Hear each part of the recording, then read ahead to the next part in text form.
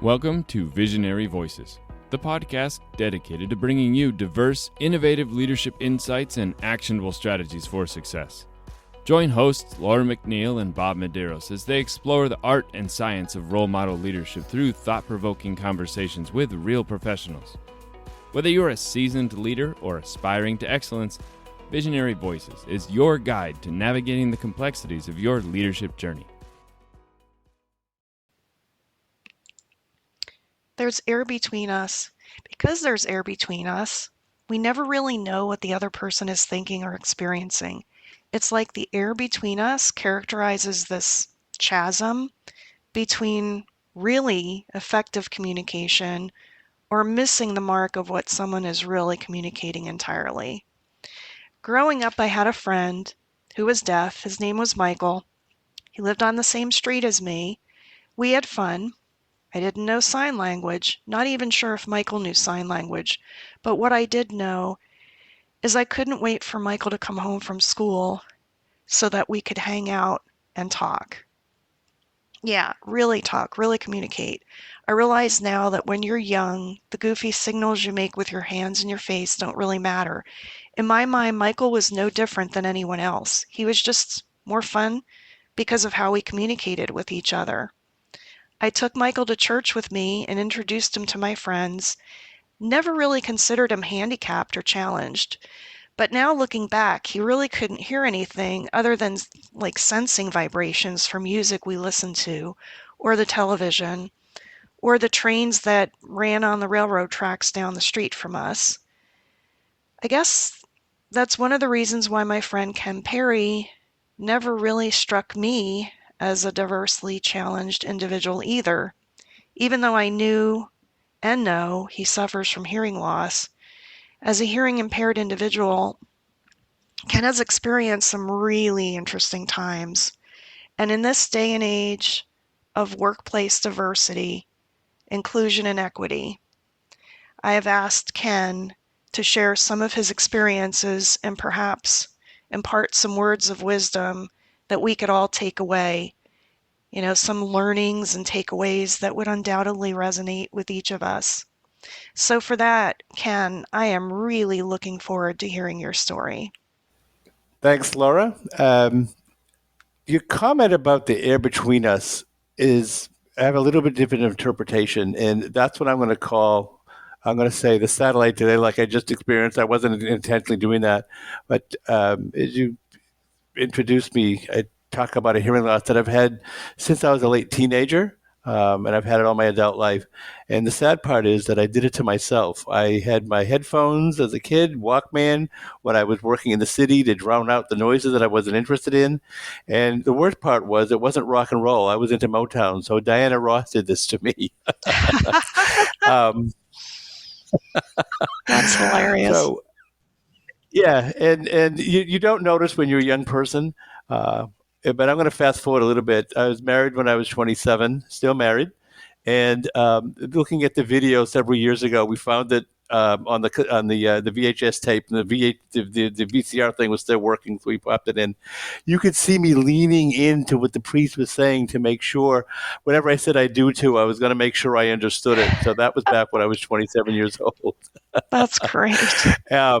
And that's long before I got some hearing aids. I got my first set probably in the early 2000s. I was married in 1985. It's been that long. So what I learned in the first time I went and got some hearing aids is that I was on the borderline of having a true disability. And unfortunately, every year I'm on my fourth set of hearing aids. Usually get 3 to 5 years out of them. So I'm on my fourth set of hearing aids, and the last time I went, the audiologist told me that I'm just on the cusp of being legally deaf. Now, what does that mean to me? It is who it is. It is what it is. I am what I am. I can hear you. I hear Laura. Can I hear every word? No. I have to put things in context. I can hear music. I can't hear a flute if we go to see the symphony. Not going to happen. If there's somebody is singing past a certain, like Mariah Carey, if she goes to her higher range, forget about it. I just see her mouth open. Good enough, though. Right. I still enjoy the music. The other thing I might do, which is hilarious, is that if it's a well-known artist, my wife loves Rod Stewart. Once I recognize his song, I will go look up the lyrics on my phone and follow along. The dangerous part of it is that when you're on a plane and the flight attendant or the captain gets on the big, PA system, I can't hear anything. It cracks me up. I don't know if they're going to give me a free drink or we're going down for the last time. I just have to see what everybody's doing. Has the oxygen mask come down? No, I'm good. Fine. I'll just get my soda and go on my way. So it's just you just have to deal with it. I will say this that again, the comment you made about the air between us, my interpretation is that I have all of my adult life seen I'm going to say a side eye from folks, and I get some looks or even some comments back like this guy's an idiot. I don't need to make excuses for that. If you think I'm an idiot, then that's your problem. So it's something you just have to learn to live with. I will also tell you that it is it's impacted my career. I've been let go of some jobs because some folks are thinking that I wasn't picking up or catching on. They were right, but it isn't because of my skill set. It was about the lack of that communication because I couldn't hear if we were in a loud room or people were talking over each other. So it's unfortunately life, and you have to live with it. And let me fast forward to a couple times where folks have actually made fun of my hearing loss. We know that's beyond inappropriate. I find it hilarious. And also, Laura's known me, oh my goodness, I think for at least 25 years. And she knows that I have a very, very wide sarcastic streak. So the first time this happened to me, I was working, and folks knew that I was hard of hearing, and they accommodated it. That means I would usually sit up front where someone's talking or make sure I sat in the room, whatever it was I needed to do to hear more. But this one coworker came over, and she started speaking to me like she's using sign language and talking, okay, and it was so inappropriate. And my response was, she had two people with her, and the offices today, they still have them, I'm sure, is that they have the folks who take care of the plants. I guess they're leased these days, but they'll come and water the plants once a week. So that particular person's cart was really just around the corner from where I was sitting, and I grabbed a little water bottle and I spritzed her once in the face. And she, what's that? And I said to her, that's idiot repellent. And I needed to just swat you like a fly. She was shocked, and I said, it worked. You shut up. And well, I'm going to go to HR. You just assaulted me. I said, well, let's just do that. By the time you get to HR, you're going to be all evaporated. And I have two witnesses who just said you came over to me and started speaking to me like I'm Helen Keller. So what do you think HR is going to do with that? And she just stood there quiet. I said to the people next to her, I think I probably gave her too much repellent. But what was your relationship with her after that? Did it improve at all, or?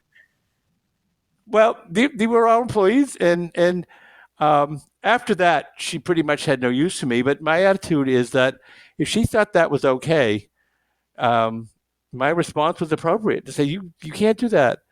You also know if somebody's that ignorant, if you said, and please don't do that anymore, that's really not a good enough approach. Right. This person she had a reputation of being rude to a lot of people. So I guess it was my turn.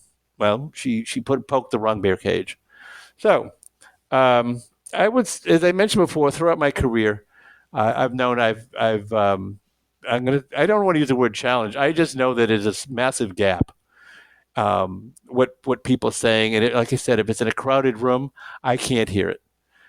One of the things I do want to share is that for the longest time, I didn't go to movies because if there's background noise or loud music, I just see people's lips moving. I don't know what they're saying.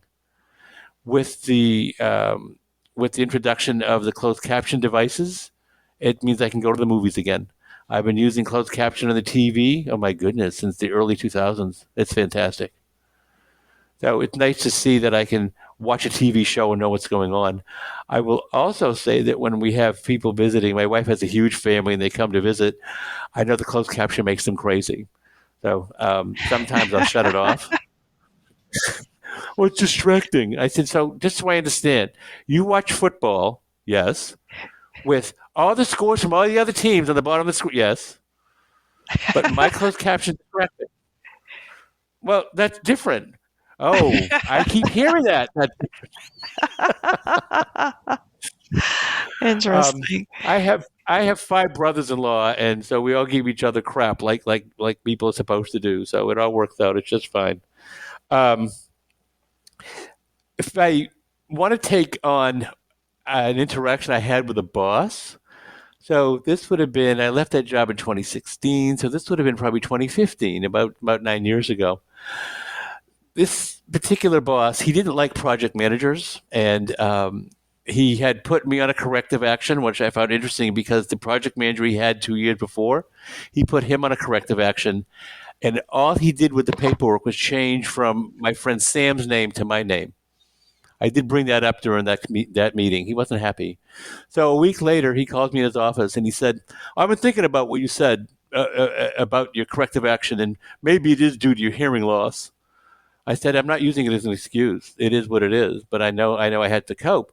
Well, I've been thinking I might take into consideration if maybe you go and learn sign language. Huh?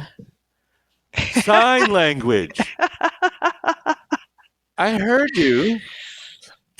Tell me how that works. Well, you know how sign language works. You go up there and you talk with your hands. I understand how sign language works. I understand how American Sign Language works, and that's fine. So tell me how that would help. And now, since it's my boss, I have to keep the sarcastic gene Right. somewhere else. Well, if you go with sign language, then you'll be able to speak to people. I said to him, I think I can speak fine. I don't know if we're following you completely. And he's looking at me like I have 9 heads and I've taken too many of my medications today. I said to him, all right, let's just roll this out. What do you mean? I said, you know when there's a hurricane and the mayor or the governor is on giving a press conference? Yes. And they have the signing for people? Yes, that's what I'm talking about. Okay. You have to understand the relationship here. What do you mean? The governor is speaking. The mayor is speaking. The head of the FEMA is speaking, whatever it would be, yes. And that person is signing to those people who understand sign language what they're saying. Yeah, that's what I'm talking about. So are you going to send someone to sign school so they can follow me from meetings and from meetings to meetings? Well, why would I do that? Then how does getting sign language under my belt help me if no one is going to listen to you and sign it? Oh my goodness, Ken, I can't stop laughing. It was about a minute pause. I'm telling you. I'm telling you. And I think you should leave my office now. And it took all of my strength to wait for him to sign or point to the door. Wow. Yeah. And he mentioned that to our director, because I used to work for this director. And the director said the same thing. You're an idiot. What do you mean? I'm not going to pay for 2 people to go to sign school. Well, why would you do that? Well, who's going to sign for Ken? He said that. Well, he's right. Oh my goodness. So you'd like to say you can't fix stupid. I think in his mind he was trying hard. I'll give him credit for that. But again, he didn't think it through. So let me fast forward to a couple years ago, and that'll be done with the fun, okay? So one of my hobbies is automobiles, cars, love them all. And I like to help plan and execute because I'm a project manager. And there's a series of shows that happen in in Florida called Festivals of Speed. And I'm a judge with a friend of mine, a chief judge with a friend of mine. And so we help organize and execute these car shows 5 or 6 times a year. And we were in St. Petersburg, and there's this beautiful waterfront park called Vinoy Park. And there's a signature hotel next to it. And there's several installations of art throughout this park, very popular. And one of them is a large metal sculpture that was commissioned in the 70s. I don't know what its name was, but it's rectangular pieces welded together, and they've patinaed nicely over the years. I guess there was some funding set aside to go ahead and take this piece in, clean up any corrosion, keep the integrity of the patina, then seal it up, and then reinstall it. So I guess it was reinstalled about a week before we had our event. And I guess this person, she might have been part of this project. She's probably somebody my age, mid 60s. She had a pageboy haircut, round glasses, and a big tweed coat. So I'm going to say a serious artsy type, okay? So she was really angry, and she wanted to know who was in charge. And everyone pointed to me, and she comes over and she starts screaming about they are desecrating art. What? People have chairs against this thing. I saw a dog pee in this thing. It's disgusting. And I'm thinking, what are you talking about? Because all I see is a sea of automobiles. And I said, so I started asking questions, to try to clarify. What are they doing that you don't like? Is there some signage that people are ignoring? And she finally said, no, what are you, deaf or something? And I pulled out my hearing aids and I said, yes. She stopped talking. Her mouth flapped wide open. She turned around and ran as fast as she could out of the park. And I said to the guy next to me, I've waited years to pull that one. Oh my goodness. so, I know, right? What the reality is that I get less than 30% of the spoken word. So unless I'm in a room that's completely quiet, Laura and I, right now, we can hear each other because there's no noise at either end.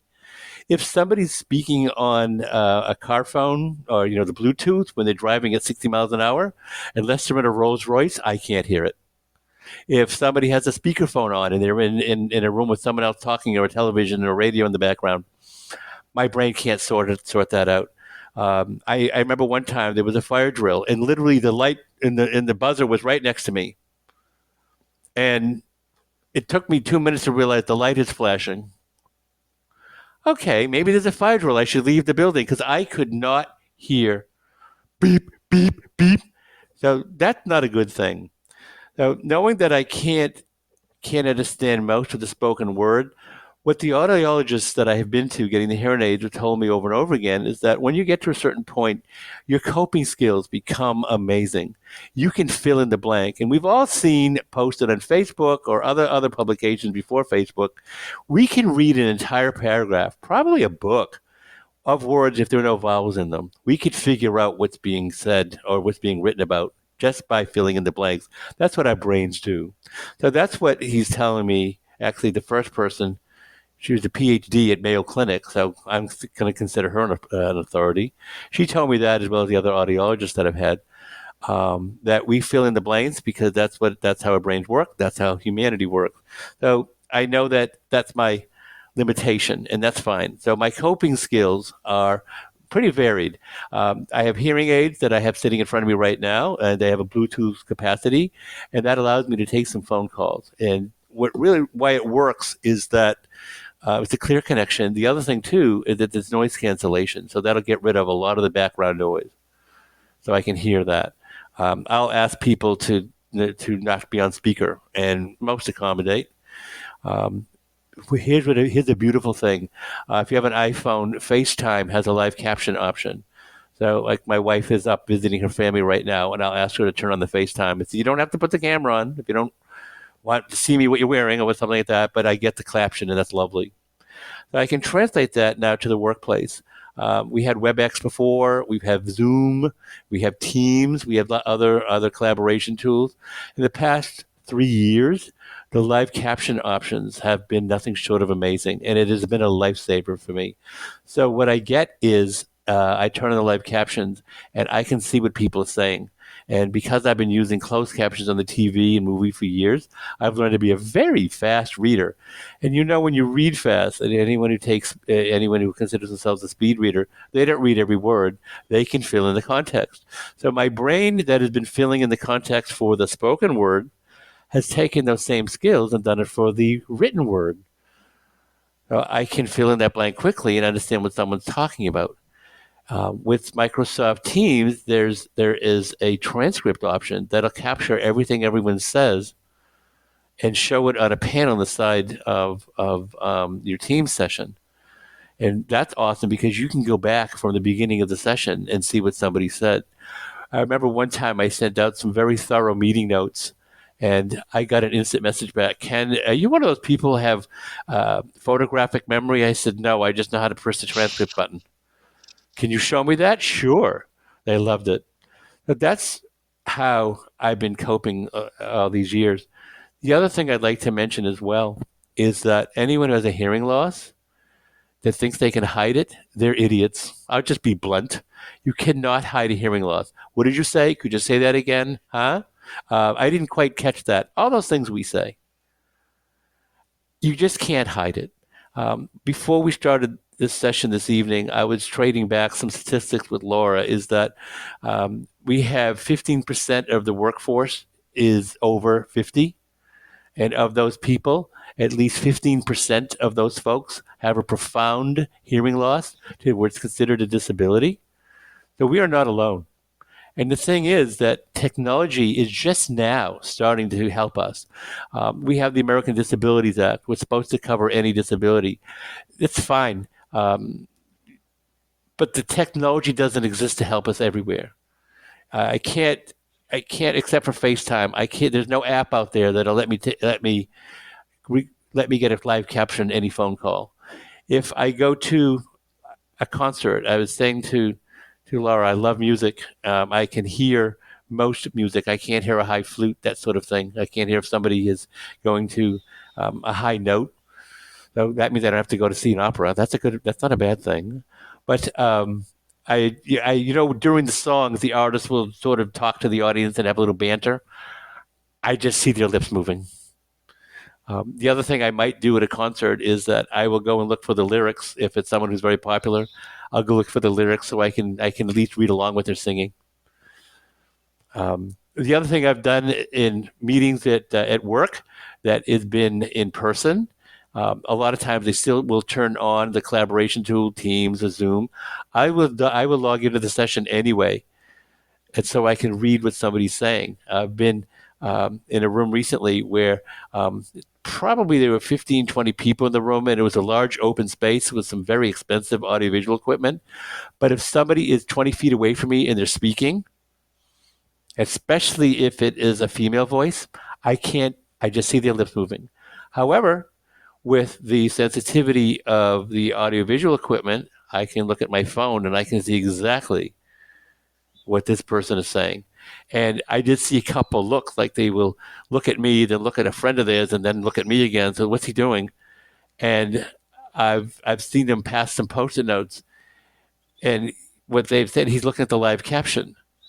And I've seen 2 or 3 people do the same thing themselves, knowing that they have a hearing loss. So that proves that we're not alone. What do you do with all that? Well, the answer is not much. My hearing loss is sort of like a worn down carpet. There is nothing you can do but replace the carpet. Unfortunately, medical technology doesn't allow me to do that. Inside our ears, I'm not a surgeon or anything like that, but inside our ears, there are these little hairs that vibrate, and that allows us to pick up the sound. And just to be, I don't know, cartoonish, if you will, the hairs in my ears that would pick up those sounds are lying down for the most part. There's nothing out there that allows you to brush them back up again. So I know that this is something I'm carrying for the rest of my life. It is what it is. Hearing aids help. By and large, they just make things louder. I will wear them at a restaurant or at parties just so I can hear what someone's saying in front of me. But if somebody's 10 feet away, that's got to happen. For work, I make sure that I sit in a place in the room where I know I can hear mostly, hear as much as I can, or I will turn on the device so I can hear it. And what do you do with all that? One of the things that I wanted to talk to Laura about is how you can make that from a disability to a coping skill, and dare I say a superpower. And what that really means is that there's a difference between hearing and listening. Hearing is when people say, I heard you. That's nice. That can be rhetorical sometimes. But what are you trying to say? So if I am intensely trying to hear this person, and I have my tools and my aids in front of me or at my disposal, I'm now picking up more of what is being said and what is being meant, in my opinion, by my peers who hear in the normal range. Now, when I send out meeting notes or when I send out a synopsis, I get a lot of positive comments back, like, "Geez, Ken, this is great. Thank you for this." And so that to me is turning a disability to a superpower.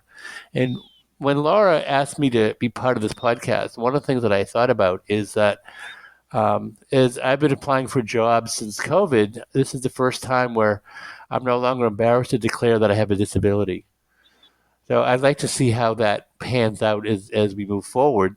I don't mind talking about it. It's not anything, like I said, you can hide. So, but this is the first time the past couple of years that I've actually declared I have a disability. The good news is it doesn't change how I live my life or how I've ever lived my life.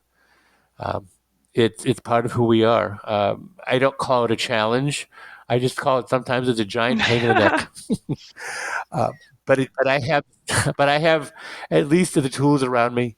And the one thing I will say that's kind of hilarious is that every time I've got hearing aids, the audiologist will say, "Please bring your partner, your spouse, whatever you have, the person who lives with you, so I can explain to them that yes, his hearing is selective, but you need to understand he's not selecting it."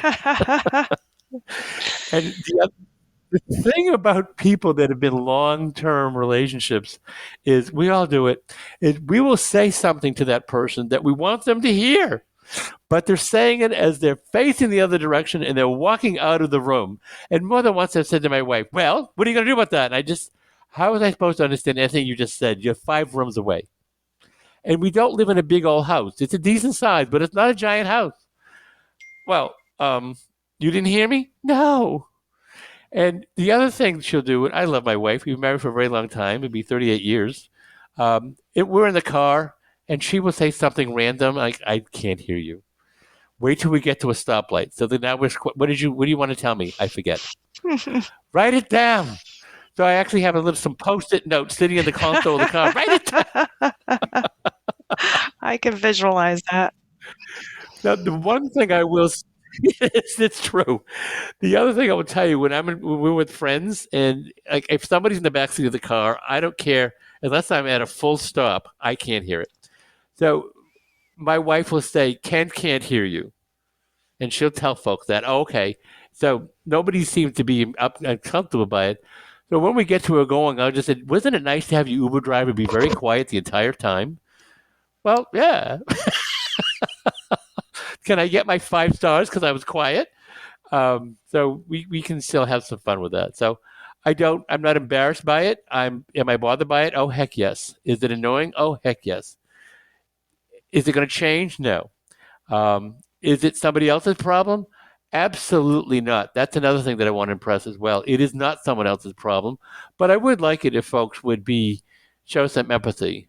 Unlike that boss that I had who wanted me to learn sign language, misdirected. I'm going to say it's not going to change. It's actually going to get more common, as I mentioned about the statistics with the workforce, is that more and more of us are going to have that. I think that if we who have hearing issues made sure that folks understood but didn't make any demands, I think it's going to be easier. And I also think more technology is going to continue to help us. Oh, it is the 21st century, thank goodness. Now, the reason I wanted to call this a superpower is that I've had to learn to listen to people as opposed to hear people. And that means in my work product and what I produce and what I communicate is a lot more thought out and a lot more specific. The other thing too, that if I didn't hear it, I don't mind asking, but I don't ask folks to repeat it every time. I ask folks, "Okay, if you just said this, does that mean that?" So the Socratic open-ended question, "Well, almost, Ken." And then they'll go and answer me. And on a regular basis, someone else will either ping me during the meeting or afterwards they'll ping me. What I mean by "I am. Thank you for asking that question because I wasn't following either." So I've found that there are people wanting to ride along with me absolutely being out there that I can't hear most of what people say, but I'm going to figure out what you're trying to tell me. So that's really where we are. So when Laura started this podcast with the air between us, I looked at it a little different. I didn't look at it as a separation. I looked at it as that I'm present in front of you and there's still air between us. It's my problem, and I'm just going to ask for your patience and indulgence, and that's what I do. And very few people, except for the three that I talked about earlier, very few people have been unaccommodating. Does my wife get frustrated? Yes. And that's okay. I don't need to make that a thing for the rest of the day. So that's how we get through our day. That's how I get through my work day. And I'd be happy to give folks some pointers on how to turn some of these tools on. It's very handy and very helpful. What you do need to learn to do is read as fast as your brain is filling it in when someone's speaking to you. That is a learned skill. You just have to do it. You can start practicing by turning the closed caption on your TV. You can also do it when you watch something on your mobile device. I have it all the time, and it's very handy. But if you start doing that, it's going to give you that skills, and that'll turn it into a superpower. So that, Laura, is all I got as far as turning a hearing loss into something that's an asset. You have any other questions for me? I love that, Ken. That was amazing. And, just a couple of points after listening to your stories. Communication is a two-way scenario. If the person receiving the message is hearing enabled and they're not receptive, just like you said, to really hearing what you're saying, they're not going to get the message. An effective communication signal requires an effective sender and an effective receiver. And that means open-mindedness on both ends, right? And then the other thing, the other point that I just kept resonating in my head was the point that, to be an effective leader, to really be a servant leader, a motivated leader, a motivational leader, an inspiring leader, a role model leader, you really have to come down to the level or come up to the level or meet the person in the middle as to where their abilities and capabilities are tuned in, right? Like you losing your job because you have hearing loss, or understanding that in noisy conference rooms or office areas, you're not going to be able to hear that. And, an empathetic leader would pick up on that, harness that, and become the superpower leader themselves in understanding those challenges and the challenges of the folks on their team and motivating them to do better or to receive them. I can give you a situation where I had to force servant leadership. The senior director that I report to, there's a layer of management between me and him. I turned the transcript on for one of his meetings, and he shut it off because it was his meeting. I put it back on again. He can see he was putting it back on, and he shut it off. So what I did then is I sent an instant message to my supervisor, and I said, could you ask Doug to leave the transcript on so I can hear it and see it? And he did. Right. Not my problem. And let's be real. If it's the workplace, if it's the workplace, you're not going. You shouldn't say anything that you don't mind it's being recorded. True fact. Mm-hmm. So sometimes you have to force that. You have to force it by. Well, I don't want it. I don't want what I'm saying recorded. Well, thanks. Right. I do. And so empathy is sometimes you can bring it about is what I'm trying to say, Laura. Yeah, he wasn't angry. The next time we were together, and I went up to him and I said, I really appreciate you letting me push back in regard to the transcript. Well, once Bill reminded me that you were really hard of hearing, that made sense to me. I just didn't know why you kept doing that. I said, well, are we comfortable now? I said, very much so, Ken. Not a problem. Thank you. That's good. Well, I've really enjoyed your stories, Ken. Would love to have you back.